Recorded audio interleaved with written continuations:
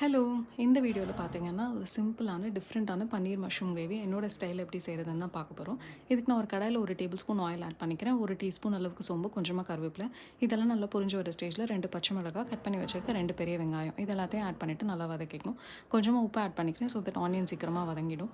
இந்த ஸ்டேஜ்ல வெங்காயம் நல்லா கலர் மாறி வரும்போது, 1 டீஸ்பூன் மஞ்சள்தூள், 1/2 டேபிள் ஸ்பூன் அளவுக்கு மிளகாத்தூள், 1/2 டேபிள் ஸ்பூன் மல்லித்தூள், 1 டீஸ்பூன் சோம்புத்தூள். இது எல்லாத்தையும் ஆட் பண்ணிட்டு மசாலாவோட பச்சை வாசனை போற வரைக்கும் நல்லா வதக்கிக்கணும். கொஞ்சமா தண்ணி சேர்த்து வதக்கிக்கிறேன்.